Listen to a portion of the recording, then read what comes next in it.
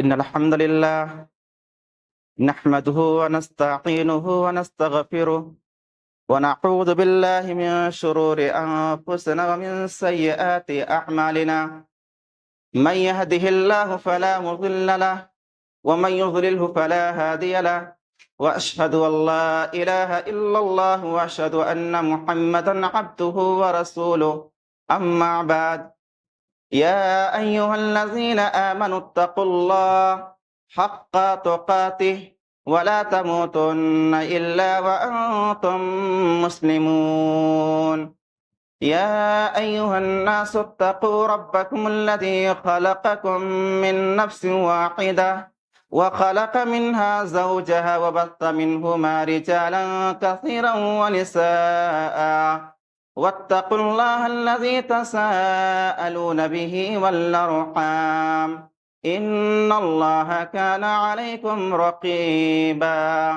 يا أيها الذين آمنوا اتقوا الله وقولوا قولا سديدا يصلح لكم أعمالكم ويغفر لكم ذنوبكم ومن يطع الله ورسوله فقد فاز فوزا عظيما اللهم صل على محمد وعلى آل محمد كما صليت على إبراهيم وعلى آل إبراهيم إنك حميد مجيد اللهم بارك على محمد وعلى آل محمد كما باركت على إبراهيم وعلى آل إبراهيم إنك حميد مجيد۔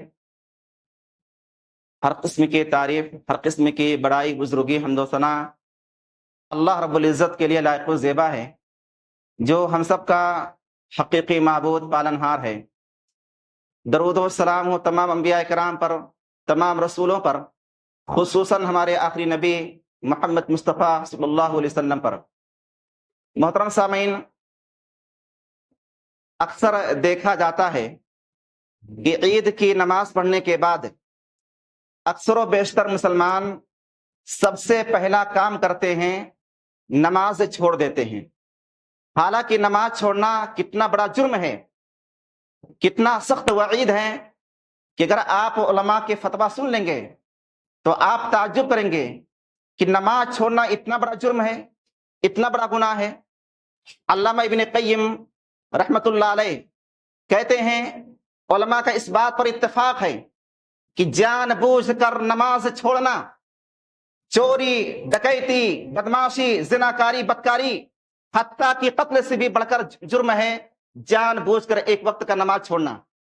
محترم سامعین، صحابہ کرام کی جماعت، تابعین، تبع تابعین کا فتویٰ ہے، من ترک الصلاۃ عامدا ذاکرا حتی یخرج وقتها فانہ کافر و مرتد، کہ جو شخص جان بوجھ کر نماز چھوڑ دے یہاں تک کہ اس کا وقت نکل جائے، وہ شخص کافر اور مرتد ہو جاتا ہے۔ کس کا یہ فتویٰ ہے؟ صحابہ کرام کی جماعت کا، جو کہ انبیاء کے بعد سب سے مقدس ذات ہیں، جن کی تعریف اللہ نے کی ہے، جن سے اللہ خوش ہے، یہ اللہ سے خوش ہیں، دنیا کے اندر ان کے لیے جنت کی بشارت دی گئی ہے۔ اور محترم سامعین، جو لوگ اقرار تو کرتے ہیں کہ ہاں نماز پڑھنی چاہیے، نماز فرض ہے، لیکن اس کے باوجود سستی اور کوتاہی کرتے ہیں، ان کے بارے میں علماء کا فتویٰ کیا ہے؟ میں سب کا فتویٰ نقل نہیں کر سکتا، لیکن جو ائمہ اربعہ ہیں، جو 4 مشہور امام ہیں، ان کا فتویٰ آپ کے سامنے نوٹ کرتا ہوں کہ سستی اور کاہلی کی وجہ سے نماز چھوڑنا کتنا بڑا جرم ہے۔ امام ابو حنیفہ رحمۃ اللہ علیہ کہتے ہیں کہ سستی اور کاہلی کی وجہ سے نماز چھوڑنے والا شخص کافر تو نہیں ہوگا، لیکن ایسے شخص کو جیل کے اندر ڈالا جائے گا یہاں تک کہ وہ نماز پڑھنا شروع کر دے۔ امام مالک، امام شافعی رحمۃ اللہ علیہما کہتے ہیں کہ سستی اور کاہلی کی وجہ سے نماز چھوڑنے والا شخص کافر تو نہیں ہوگا، لیکن نماز نہ پڑھنے کے جرم میں ایسے شخص کو قتل کر دیا جائے گا اگر اسلامی حکومت ہو تو۔ اور امام احمد بن حنبل کہتے ہیں سستی اور کاہلی کی وجہ سے نماز چھوڑنے والا شخص کافر بھی ہو جاتا ہے اور اسے قتل بھی کر دیا جائے گا۔ میرے بھائیو، اگر ایک عالم سختی کی بات کرے تو کہا جا سکتا ہے کہ سختی کی بات کر رہی ہیں، لیکن سب کے سب سخت لہجہ اپنا رہے ہیں۔ کیوں؟ نماز کی شانی ایسی ہے کہ اس میں نرمی نہیں کی جا سکتی۔ محترم سامعین، یاد رکھیں، جب تک نماز کی اہمیت ہمارے دلوں میں نہیں بیٹھے گی تب تک نماز کی پابندی نہیں کر سکتے ہیں۔ نماز کی اہمیت کیا ہے آپ دیکھیں، حضرت ام سلمہ رضی اللہ تعالیٰ عنہ کہتی ہیں کہ نبی علیہ السلام اس بیماری میں جس میں آپ کی وفات ہو گئی تھی بار بار کہہ رہے تھے الصلاۃ الصلاۃ وما ملکت ایمانکم، اے لوگو نماز نماز نماز کی پابندی کرنا اور اپنے غلاموں کے حقوق کا خیال رکھنا۔ حضرت علی رضی اللہ تعالیٰ عنہ کہتے ہیں کان آخر کلامہ، کہ نبی علیہ السلام کی زندگی کا جو سب سے آخری بات تھی یہی تھی الصلاۃ الصلاۃ، نماز کی پابندی کرنا، نماز کی پابندی کرنا اور اپنے غلاموں کا خیال رکھنا۔ محترم سامعین، آپ جانتے ہیں جب کوئی شخص اس دنیا سے جانے لگتا ہے اس کا آخری وقت ہوتا ہے، اور جب وہ وصیت کرتا ہے تو اسی چیز کی وصیت کرتا ہے جو اس کے نزدیک سب سے اہم ہوتی ہے۔ تو نبی علیہ السلام نے سب سے آخری وصیت کیا تھی کہ نماز کی پابندی کرنا، نماز کی پابندی کرنا۔ محترم سامعین، ہم اور آپ قرآن پڑھتے ہیں، جگہ جگہ اللہ نے فرمایا اقیموا الصلاۃ وآتوا الزکاۃ، اقیموا الصلاۃ وآتوا الزکاۃ، نماز پڑھو زکات دو، نماز پڑھو زکات دو۔ کیوں بار بار کہا؟ نماز کی شان ہی ایسی ہے۔ نماز کے پیش نظر چنانچہ اللہ رب العزت نے فرمایا وَأَمُرْ أَهْلَكَ بِالصَّلَاةِ وَاصْطَبِرْ عَلَيْهَا، اے نبی اپنے گھر والوں کو نماز پڑھنے کا حکم دیجئے اور خود بھی اس پر جم جائیے، ڈٹ جائیے۔ ہم آپ سے روزی نہیں مانگتے ہیں بلکہ روزی ہم خود آپ کو دیتے ہیں، اور بہترین انجام متقیوں کے لیے ہے۔ محترم سامعین، نبی علیہ السلام نے فرمایا مروا اولادکم بالصلاۃ وهم ابناء 7 سنین، کہ اے لوگو اپنے بچوں کو نماز پڑھنے کا حکم دو جب وہ 7 سال کے ہو جائیں اور 10 سال کے ہو جائیں۔ نماز نہ پڑھے تو نماز پڑھنے پر انہیں مارو۔ حالانکہ اسلام نے مارنے کا حکم نہیں دیا کسی چیز پر، لیکن جب نماز کی باری آتی ہے اور بچہ 10 سال کے ہو جائے، نماز نہ پڑھے تو نماز نہ پڑھنے پر اسے مارنے کا حکم دیا ہے۔ محترم سامعین، نماز کی اہمیت دیکھیں، جتنے بھی فرائض ہیں، جتنے بھی احکام ہیں، سب اس دنیا کے اندر فرض ہوئے ہیں اور واسطے کے ذریعے سے، انڈائریکٹ جبریل کے ذریعے سے۔ لیکن نماز کی شان دیکھیے، جب اللہ کو فرض کرنا ہوا تو نبی علیہ السلام کو اپنے پاس بلایا آسمان پر، اور آسمان پر نماز کو فرض کیا اور ہدیے کے طور پر نماز کو آپ صلی اللہ علیہ وسلم کو عطا کیا۔ محترم سامعین، یاد رکھیں نماز کسی بھی صورت میں معاف نہیں ہے۔ حالانکہ اسلام کے دوسرے بھی بنیاد ہے، رکن ہیں، وہ معاف ہو سکتے ہیں، لیکن نماز معاف نہیں ہے۔ کیسے؟ دیکھیں، روزہ یہ اسلام کا بنیاد اور رکن ہے، لیکن ہر کسی پر فرض نہیں ہے۔ وہ شخص جو بہت زیادہ بوڑھا ہو چکا ہے یا بہت زیادہ بیمار رہتا ہے، روزہ رکھنے کی طاقت نہیں ہے، اسلام نے معاف کر دیا ہے، اور کیا کہا کہ مسکین کو کھانا کھلائیں۔ آپ دیکھیں، حج ہے، یہ اسلام کا بنیاد اور رکن ہے، لیکن یہ اسی پر واجب ہے جو حج کرنے کی قوت رکھتا ہے۔ اور آپ دیکھیں زکوٰۃ، یہ بھی اسلام کا بنیاد اور رکن ہے، لیکن ہر کسی پر فرض نہیں ہے۔ جس کا مال زکوٰۃ کے نصاب تک پہنچتا ہو اسی پر فرض ہے۔ لیکن جب نماز کی باری آتی ہے تو چاہے مرد ہو، عورت ہو، امیر ہو، غریب ہو، بیمار ہو، صحت مند ہو، نماز معاف نہیں ہے۔ کھڑے ہو کر نہیں پڑھ سکتے ہو، بیٹھ کر پڑھو، بیٹھنے کی قوت نہیں ہے، سو کر پڑھو، اس کی بھی طاقت نہیں ہے، آنکھوں کے اشارے سے پڑھیے، اس کی بھی طاقت نہیں ہے، اور ہوش و حواس جسم کے اندر باقی ہے تو دل سے نماز پڑھنے کی پڑھیں، نماز معاف نہیں ہے۔ یہاں تک کہ سب سے سخت مرحلہ، سب سے مشکل جگہ میدان جنگ ہے، اگر وہاں بھی آپ ہیں تو وہاں بھی اسلام نے معاف نہیں کیا ہے۔ کہا ہے کہ آدھی فوج دشمن کے مقابلے میں کھڑی ہو اور آدھی فوج نماز پڑھے۔ یہ حال ہے نماز۔ اور ہمارے کتنے نوجوان ہیں، بالغ ہو چکے ہیں، یوں ہی پھر میں ہم لوگ نماز چھوڑتے ہیں۔ محترم سامعین، جب ایک انسان اسلام قبول کرتا ہے تو اسلام لانے کے بعد سب سے پہلی چیز جو اس کے اوپر فرض ہوتی ہے وہ کیا ہے؟ نماز ہے۔ نبی علیہ السلام نے حضرت معاذ رضی اللہ تعالیٰ عنہ کو یمن کی طرف معلم بنا کر بھیجا تو کہا سب سے پہلے توحید کی دعوت دینا۔ جب توحید قبول کرنے مسلمان ہو جائیں تو سب سے پہلی چیز کس کا حکم دینا؟ کہ اللہ رب العزت نے دن اور رات میں 5 وقت نماز فرض کی ہے۔ معلوم کیا ہوا؟ مسلمان ہونے کے بعد سب سے پہلی چیز جو فرض ہوتی ہے وہ کیا ہے؟ نماز ہے۔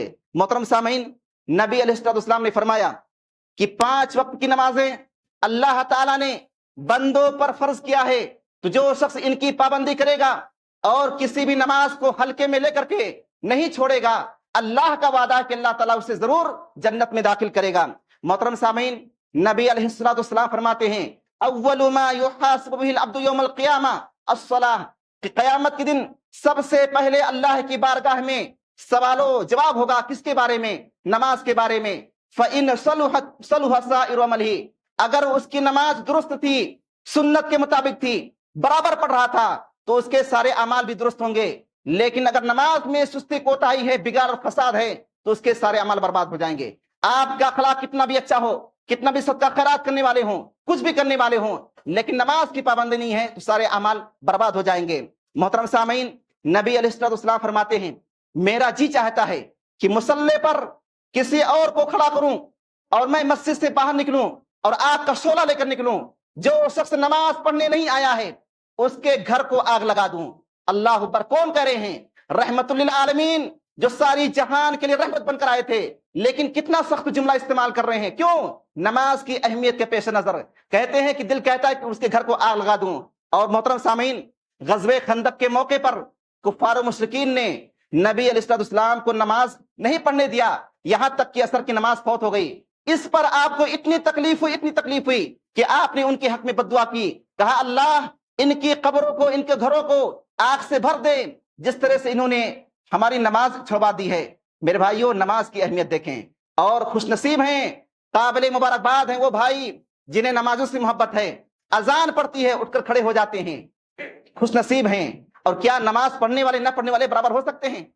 ایک شخص سوتا ہے، نیند کا غلبہ ہوتا ہے، نماز کا وقت ہوتا ہے، بستر چھوڑتا ہے، وضو کرتا ہے، مسجد پہنچتا ہے، اور ایک شخص ہے اذان سنتا ہے پھر بھی کروٹ پہ کروٹ لے کر سو رہا ہوتا ہے، کیا دونوں برابر ہو سکتے ہیں؟ ہرگز نہیں۔ میرے بھائیوں، نماز پڑھنے والوں کی خوشخبری ہے، دیکھیں خوشخبری کیا ہے۔ نمبر 1، یہی نماز ہے بے حیائیوں سے، برائیوں سے، برے کاموں سے روکتی ہے۔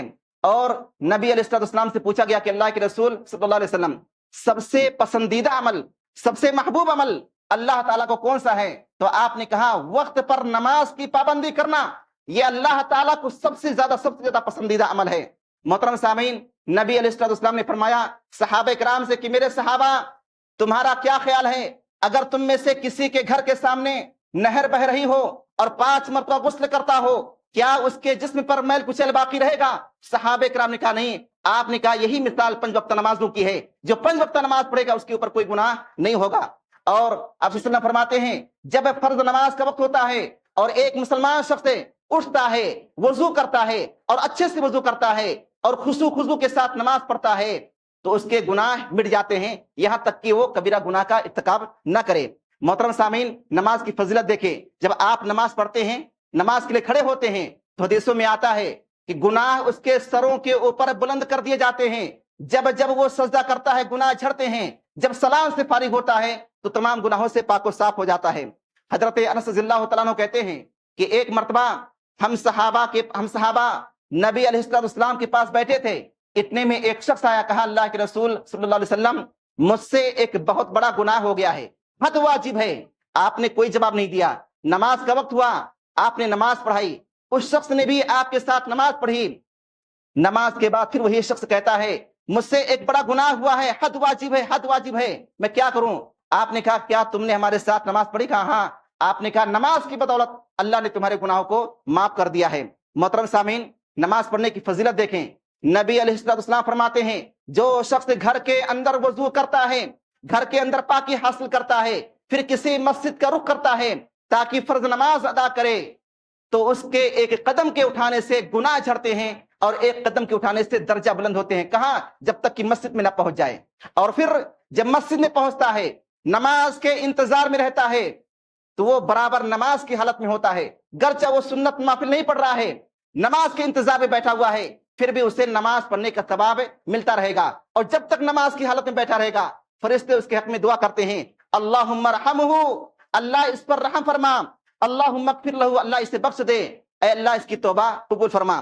محترم سامعین، نبی علیہ السلام فرماتے ہیں اللہ کا ایک فرشتہ ہر نماز کے ٹائم اعلان کرتا ہے کہ اے لوگوں، اے آدم کے بیٹو، اے انسانوں، اٹھو اور اپنی اس آگ کو بجھاؤ نماز کے ذریعے سے جو تم نے اپنے گناہوں کی وجہ سے جلا رکھی ہے۔ نبی علیہ السلام فرماتے ہیں کہ دنیا کی 3 چیزیں مجھے بہت ہی محبوب ہیں، بہت ہی پسندیدہ ہیں، ایک عورت یعنی بیوی، اور ایک خوشبو، اور میری آنکھوں کی ٹھنڈک نماز میں ہے۔ جب بھی نبی علیہ السلام کو کوئی پریشانی ہوتی تھی، آپ نماز کی طرف رخ کرتے تھے، بلال سے کہتے تھے بلال اقامت کہو اور مجھے سکون پہنچاؤ، آرام پہنچاؤ۔ میرے بھائیوں، نماز ہی ایک ایسی چیز ہے کہ اس سے اللہ اور بندے کے درمیان تعلقات جڑتے ہیں۔ جب بھی کوئی پریشانی آئے، کوئی آفت آئے، کوئی بھی پریشانی ہو، آپ وضو کریں، 2 رکعت نماز پڑھیں، اور اپنی باتوں کو اللہ کے سامنے رکھیں، دیکھیں کتنا سکون ملے گا آپ کو۔ اور محترم سامعین، جو نماز کی پابندی کرتے ہیں اس کے لیے ایک بہت بڑی خوشخبری ہے کہ یہی شخص قیامت کے روز نبیوں کے ساتھ، صدیقوں کے ساتھ اور شہیدوں کے ساتھ ہوگا۔ لیکن میرے بھائیوں، کتنے ایسے ہیں بالغ ہو چکے ہیں، نوجوان ہیں، لیکن من مانی زندگی بسر کر رہے ہیں، نماز کی پابندی نہیں کر رہے ہیں۔ یاد رکھیں، جو بالغ ہو چکے ہیں، نماز پڑھ رہے ہیں، پھر بھی نماز میں سستی کرتے ہیں، ان کا انجام کیا ہوگا؟ یاد رکھیں، اللہ رب العزت نے فرمایا فَخَلَفَ مِن بَعْدِهِمْ خَلْفٌ أَضَاعُوا الصَّلَاةَ وَاتَّبَعُوا الشَّهَوَاتِ فَسَوْفَ يَلْقَوْنَ غَيًّا، کہ کچھ ایسے لوگ آئے جنہوں نے نمازوں کو ضائع کر دیا، شہوات کے پیچھے پڑ گئے، ان قریب ایسے لوگ داخل ہوں گے غی میں۔ غی کیا ہے؟ جہنم کی ایک وادی ہے جس کا کھانا بہت ہی بدبودار ہوگا، اور یہ بہت ہی گہرا وادی ہے۔ یہ کس کے لیے تیار کیا گیا ہے؟ جو نمازوں کی پابندی نہیں کرتے ہیں۔ اور محترم سامعین، جب جنتی جنت میں اور جہنمی جہنم میں چلے جائیں گے تو اللہ تعالیٰ بات چیت کرنے کا موقع دے گا، تو جنتی لوگ پوچھیں گے فی جنات یتساءلون عن المجرمین ما سلککم فی سقر، ارے کیا بات ہے، کیسے جہنم میں، کس چیز نے تمہیں جہنم میں پہنچا دیا؟ تو ان کا پہلا جواب ہوگا لم نکو من المصلین، ہم نماز نہیں پڑھتے تھے۔ معلوم کیا ہوا؟ نماز نہ پڑھنے کی وجہ سے لوگ کہاں جائیں گے؟ جہنم میں جائیں گے۔ اللہ رب العزت نے قرآن کے اندر کہا فویل للمصلین الذین هم عن صلاتهم ساہون، بربادی ہے ایسے نمازیوں کے لیے جو اپنی نمازوں میں سستی اور کوتاہی کرتے ہیں، یعنی پڑھتے تو ضرور ہیں لیکن کاہلی کے ساتھ پڑھتے ہیں، کبھی وقت پر کبھی وقت بے وقت پڑھا، تو جب ان کے لیے ہلاکت بربادی ہے تو آپ سوچئے جو شخص سرے سے نماز نہیں پڑھتا ہے، چھوڑ دیتا ہے، اس کا انجام کیا ہوگا؟ محترم سامعین، ایک حدیث جو سامنے آ رہی بہت ہی اہم ہے۔ دیکھیں، نماز چھوڑنا اس کو آسان مت سمجھیں، اس کو ہلکے میں نہ لیں، بہت بڑا جرم ہے۔ نبی علیہ السلام فرماتے ہیں من حافظ علیہا، جو شخص نماز کی حفاظت کرتا ہے، اور حفاظت میں آتا کہ پابندی کرے، نہ چھوڑے، جو شخص نماز کی حفاظت کرتا ہے یہی نماز اس کے لیے نور ہوگا، دلیل بنے گی، اور قیامت کے دن نجات کا ذریعہ ہوگا۔ ومن لم يحافظ علیہا لم یکن لہ نور، اور جو نماز کی حفاظت نہیں کرتے ہیں ان کے لیے کوئی نور نہیں ہوگا، کوئی روشنی نہیں ہوگی، کوئی دلیل نہیں ہوگی، اور قیامت کے دن نجات نہیں ہوگی۔ الٹا اس کا انجام قارون، فرعون، حامان، ابی بن خلف جیسے کفار و مشرکین کے ساتھ ہوگا۔ سوچئے کس کا نام لیا گیا ہے؟ فرعون، جو کہ ظالم شخص تھا، کہتا تھا میں خدا ہوں، خدائی کا دعویٰ کرتا تھا، چھوٹے چھوٹے بچوں کو قتل کرتا تھا، اس سے بڑا ظالم کون ہوگا؟ تو جو سزا، جو انجام اس فرعون کا ہوگا وہی اس مسلمان آدمی کا ہوگا جس کی وفات بے نمازی کی حالت میں ہوئی تھی۔ میرے بھائیو، یہ قرآن و حدیث کی بات ہے، اس لیے سستی چھوڑیے، نماز کی پابندی کیجیے، ورنہ اگر اسی حالت میں وفات ہو گئی، اللہ معاف کر دے تو بہتر ہے، نہیں معاف کرے گا تو بتائیے کہ انجام ہمارا کیا ہوگا۔ محترم سامعین، حضرت معاذ بن جبل رضی اللہ تعالیٰ عنہ سے روایت ہے کہ ایک شخص نبی علیہ السلام کے پاس آیا، کہا اللہ کے رسول صلی اللہ علیہ وسلم مجھے کوئی ایسا عمل بتلا دیجئے میں جنت میں داخل ہو جاؤں۔ تو آپ نے 3 چیزوں کا حکم دیا، کہا اللہ کے ساتھ شرک مت کرنا، چاہے تمہیں جلا دیا جائے یا کاٹ دیا جائے، اور ماں باپ کی نافرمانی مت کرنا، چاہے تمہیں تمہارے مال سے، تمہارے گھروں سے، ہر چیز سے نکال دیں، پھر بھی ماں باپ کی نافرمانی مت کرنا۔ اور تیسری چیز کا حکم دیا کہ جان بوجھ کر نماز مت چھوڑنا، کیونکہ جو شخص جان بوجھ کر نماز چھوڑ دیتا ہے اللہ اس سے بری و ذمہ ہو جاتا ہے، اللہ کا اس سے تعلق ختم ہو جاتا ہے۔ اب آپ سوچئے جس کا تعلق اللہ سے ختم ہو جائے اس کا انجام کیا ہوگا؟ کون ہوگا جو اس کی حفاظت کرے گا؟ نماز کی پابندی کیجئے۔ حدیث میں آتا ہے جو شخص فجر کی نماز جماعت کے ساتھ پڑھتا ہے وہ پورا دن اللہ کی حفاظت میں ہوتا ہے، اللہ کے امان میں ہوتا ہے۔ اس لیے میرے بھائیوں، نماز کی پابندی کرو۔ اور محترم سامعین، حضرت سمرہ بن جندب رضی اللہ تعالیٰ عنہ سے روایت ہے، کہتے ہیں کہ نبی علیہ السلام کی عادت تھی کہ فجر کی نماز کے بعد صحابہ کرام کی طرف متوجہ ہوتے تھے، پوچھتے تھے کسی نے کوئی خواب دیکھا ہے؟ جب کوئی صحابی خواب دیکھتے آپ اس کی تعبیر بتلاتے تھے۔ ایک دن کہا آج میں نے عجیب و غریب خواب دیکھا ہے، اور نبیوں کا جو خواب ہوتا ہے یہ اللہ کی طرف سے ہوتا ہے، یہ حق ہوتا ہے، سچ ہوتا ہے۔ نبی علیہ السلام فرماتے ہیں میرے پاس 2 آدمی آئے اور مجھے اٹھا کر لے کر چلنے لگے، میرا گزر ایک ایسے شخص کے پاس سے ہوا جو زمین پر گدے کے بل لیٹا ہوا تھا، اس کے سرہانے ایک آدمی تھا، اس کے ہاتھ میں ایک بڑا پتھر تھا، وہ آدمی اسی پتھر سے اس کے سر پر مارتا تھا، اس کا سر چور چور ہو جاتا تھا اور وہ پتھر لڑک کر خوب دور جاتا، یہ آدمی اس کو اٹھانے کے لیے جاتا، वहां से वापस आता तो क्या देखता कि वो सर जो चूर चूर हो चुका था अब सही सालिम हो चुका है, फिर मारता है, मुसलसल ये अजाब उसको होता रहता है। तो नबी अलैहिस्सलाम ने पूछा, मेरे साथियों बताओ ये कौन है जिसके ऊपर अजाब हो रहा है? कहा और आगे चलिए। मैं और आगे गया, मैंने देखा कि एक शख्स बैठा हुआ है और उसके पास एक शख्स खड़ा हुआ है और उसके हाथ में लोहे का आंकड़ा है, वो उसके जबड़े को चीरता है, गुद्दी तक ले जाता है। जब एक चीर के फारिग होता है दूसरे को चीरता है, जब दूसरे से फारिग होता है पहला वाला असली हालत में आ जाता है, मुसलसल ये अजाब होता है। मैंने कहा ये कौन है, क्यों अजाब हो रहा है? कहा और आगे चलिए। मैं और आगे गया तो मैंने देखा खून का एक नहर है और उसमें एक आदमी डुबकियां लगा रहा है। डुबकियां लगाते लगाते नहर के किनारे आता है, निकलने की कोशिश करता है। एक आदमी पहले से बैठा होता है, उसके हाथ में पत्थर होता है, वो पत्थर खींच कर उसके मुंह पे मारता है और फिर वो उसी में डुबकियां लगाने लगता है। जब भी निकलने की कोशिश करता है वो आदमी उसी पत्थर से मारता है। मैंने पूछा ये कौन है? कहा और आगे चलिए। मैं और आगे गया, मैंने देखा एक तन्नूर है जिसमें आग भड़क रही है और उसमें नंगे धड़ंगे मादरजात पहनाम मर्दो खवातीन हैं। मैंने कहा ये कौन है? कहा और आगे चलिए। मैं और आगे गया, मैंने एक बदशक्ल आदमी, बदसूरत आदमी देखा जो आग सुलगा रहा था। कहा ये कौन है? कहा और आगे चलिए। मैं और आगे गया, मैंने एक खूबसूरत दरख्त देखा और उसके नीचे देखा कि एक नौजवान बैठा हुआ है, बड़ा ही हसीनो जमील है और छोटे छोटे बच्चे खेल रहे हैं, बड़े ही हसीनो जमील हैं। मैंने कहा ये कौन है, बच्चे कौन है? कहा और आगे चलिए। मैं और आगे गया, मुझे एक दरख्त पर चढ़ाया गया, मैं एक घर में दाखिल हुआ। मैंने कहा ये मकान किसके लिए है? कहा और आगे चलिए। मुझे एक और दरख्त पर चढ़ाया गया, मैं उससे अच्छे मकान में दाखिल हुआ। मैंने कहा ये किसके लिए है? कहा अपनी निगाह आसमान की तरफ उठाइए। तो मैंने देखा तो बादल जैसा एक खूबसूरत महल। मैंने कहा ये किसके लिए है? कहा ये आपके लिए है, ये आपके लिए है। मैं जिब्रील हूं, ये मिकाइल हैं। तो कहा मुझे इजाजत दो कि मैं अपने इस घर में दाखिल हो जाऊं। कहा नहीं, अभी आपकी जिंदगी बाकी है, जब जिंदगी खत्म करके आप आएंगे तब ये आपके लिए होगा। आपने कहा ठीक है, लेकिन ये जो अजाब हो रहा था ये कौन लोग थे, क्यों हो रहा था? तो जिब्रील ने कहा पहला वो शख्स जिसके सर को कुचला जा रहा था, ये वो शख्स था जो नमाज नहीं पढ़ता था, नमाज पढ़े बगैर सो जाया करता था और कुरान को याद किया था, कुरान को भुला दिया था। और दूसरा शख्स जिसके जबड़े को चीरा जा रहा था, ये वो शख्स था जो खतरनाक झूठ बोला करता था। और तीसरा आदमी जिसको आपने देखा खून की नहर में डुबकियां लगा रहा था, ये वो शख्स था जो सूदी कारोबार में मुलविस था, सूदी कारोबार क्या करता था।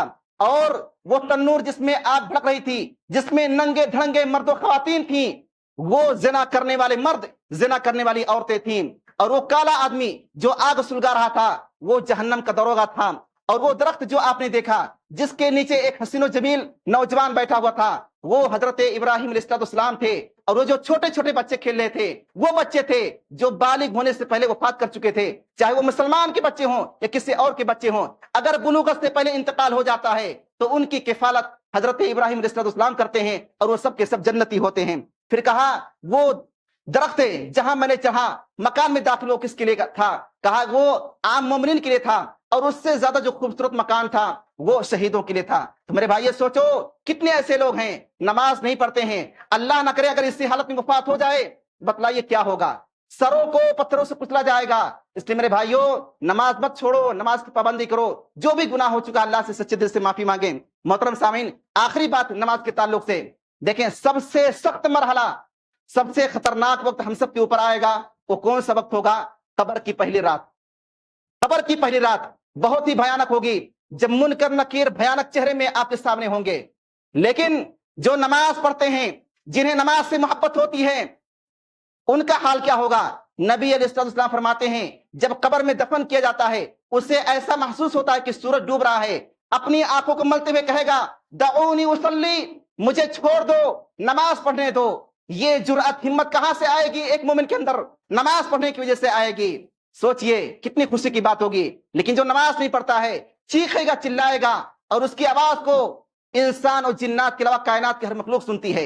इसलिए मेरे भाइयों कब्र में आराम चाहते हैं, बेखौफ होना चाहते हैं, फिर नमाज की पाबंदी कीजिए। मोहतरम सामीन, एक और बात जो इस मौजूद से हटकर है, बहुत ही अहम बात है, वो क्या है? हम सब मानते हैं और ये हकीकत भी है कि इस्लाम ही सच्चा मजहब है, यही हक है। लेकिन सवाल ये होता है, अगर कोई भाई पूछ ले कि भाई आप ये जो दावा करते हैं कि इस्लाम ही सच्चा दीन है, इस्लाम ही बरहक दीन है, आपके पास प्रूफ क्या है, सबूत क्या है? تو ایسے وقت میں ہم خاموش ہو جاتے ہیں. تو ہمیں جاننا ہوگا, ثبوت دینا ہوگا. تو ہم کہیں کہ اللہ تعالیٰ نے قرآن کے اندر کہا ہے ان الدین عند اللہ الاسلام, کہ اللہ کے نزدیک دین اسلام ہے. ومن یبتغی غیر الاسلام دینا فلن یقبل منہ, اور جو بھی اسلام کے علاوہ کسی اور کو اپنائے گا قبول نہیں ہوگا. تو وہ شخص کہے گا یہ قرآن کیا ہے؟ تو ہم اور آپ کہیں گے قرآن یہ اللہ کی کتاب ہے. وہ کہے گا اس کا پروف کیا ہے, کیا ثبوت ہے کہ قرآن اللہ کی کتاب ہے؟ ہو سکتا ہے کسی انسان نے لکھا ہو, کسی جن نے لکھا ہو. تو اب آگے ہم جواب کیا دیں؟ میرے بھائیوں, جواب یہ ہے آپ چیلنج کریں کہ جاؤ اس جیسی کتاب لا کر دکھلا دو, اور جس سے چاہو مدد لے لو, کسی بھی انسان کسی جنات سے جتنا بھی وقت چاہیے 15 سال 20 سال لے لو, اور اس جیسی کتاب لا کر دکھلا دو, جو کہو گی میں ماننے کے لیے تیار ہوں.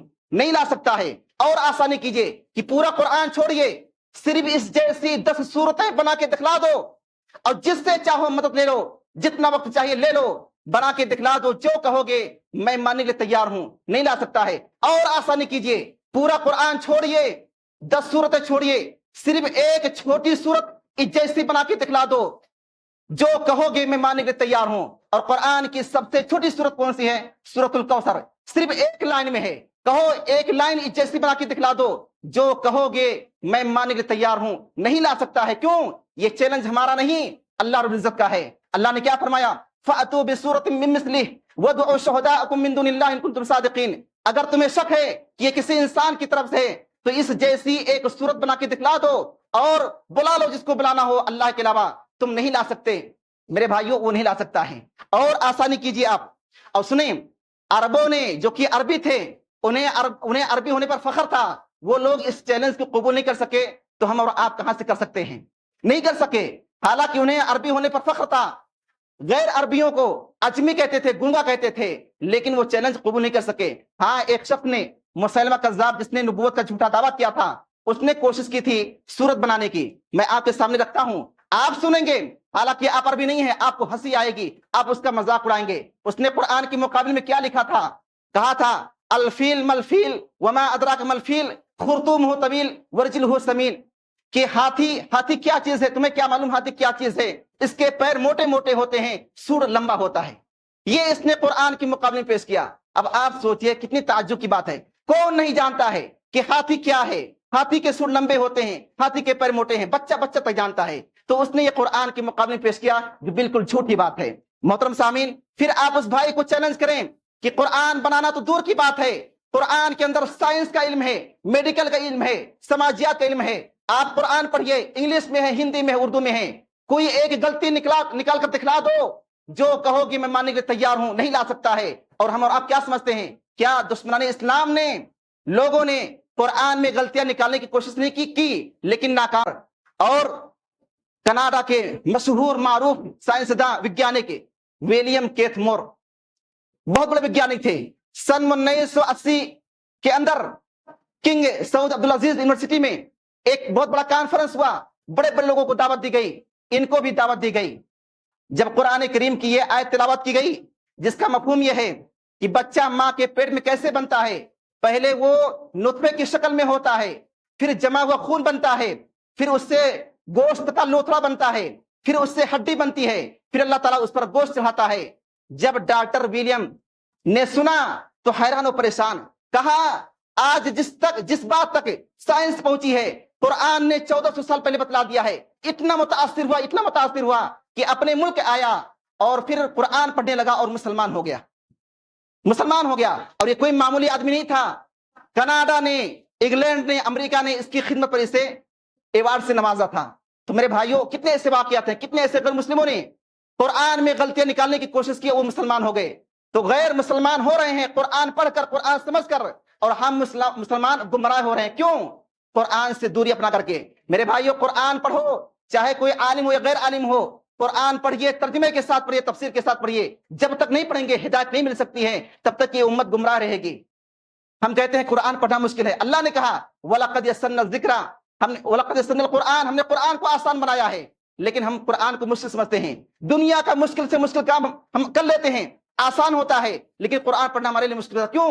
ہم نے ذہن میں بیٹھا لیا ہے کہ قرآن مشکل ہے. مشکل نہیں ہے میرے بھائیوں, اللہ نے کہا کہ آسان ہے. اس لیے ہر ایک کو چاہیے قرآن پڑھیں, چاہے ایک لائن پڑھیں ترجمے کے ساتھ پڑھیں، تفسیر کے ساتھ پڑھیں۔ تو میرے بھائیوں، خلاصے کلام یہ ہے کہ یہ جو ہمارا اسلام ہے جو سچا ہے، حق ہے، اس میں کوئی شک نہیں ہے، یہ اللہ کی طرف سے آیا ہوا ہے، اور ثبوت کیا ہے؟ یہ قرآن۔ تو قرآن کو پڑھا کرو۔ اور دوسری بات میرے بھائیوں، نماز چھوڑنا بند کرو، ورنہ اگر اسی حالت میں وفات ہوگی تو پھر کیا ہوگا؟ میں آخری بات بالکل عرض کرنا چاہتا ہوں میرے بھائیوں، ہم سب کا وقت آئے گا، ہم سب کا جنازہ گھر سے اٹھے گا۔ جب جنازہ اٹھتا ہے تو حدیث میں کیا آتا ہے؟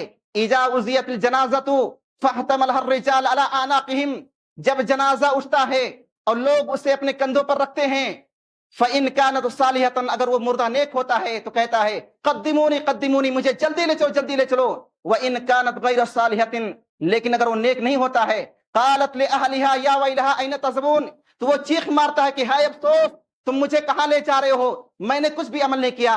اور اس چیخ و پکار کو ہر کوئی سنتا ہے سوائے انسان و جنات کے۔ تو میرے بھائیوں، وہ دن بہت قریب ہے، دور نہیں ہے، ہر آنے والا دن قریب ہوتا ہے، اس لیے سچے دل سے توبہ کرو جو بھی غلطی ہوئی ہے، اور نماز کی پابندی کرو۔ اور میں ماؤں بہنوں سے کہوں گا، آپ کی ذمہ داری ہے کہ اپنے شوہروں کو، اپنے بچوں کو نماز کے لیے جگائیں، نماز کے لیے بھیجیں۔ اللہ سے دعا کرتے ہیں کہ اللہ تعالیٰ ہم سب کو برابر نماز پڑھنے کی توفیق دے۔ اللہ تعالیٰ ہم سب کو نمازوں سے محبت پیدا کرنے کی توفیق دے۔ الہ العالمین ہم سب کو جنت الفردوس میں داخل ہونے کی توفیق دے۔ الہ العالمین ہم سب کو عذاب قبر سے، عذاب جہنم سے بچا لے۔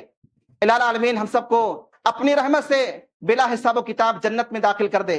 الہ العالمین جو پریشان حال ہیں، مصیبت زدہ ہیں، اللہ ان کی پریشانیوں کو دور کر دے۔ جو بیمار ہیں انہیں شفا کلی عطا فرما۔ الہ العالمین جو قبروں میں مدفون ہیں، اللہ اپنی رحمت سے انہیں جنت الفردوس میں جگہ دے، ان کے قبروں کو نور سے بھر دے، ان کے درجات کو بلند فرما۔ الہ العالمین جب تک ہم سب کو اس دنیا کے اندر باقی رکھ، اسلام پر باقی رکھ، خاتمہ ہو تو ایمان پر ہو۔ ربنا تقبل منا انك انت السميع العليم وتب علينا انك انت التواب الرحيم برحمتك يا ارحم الراحمين۔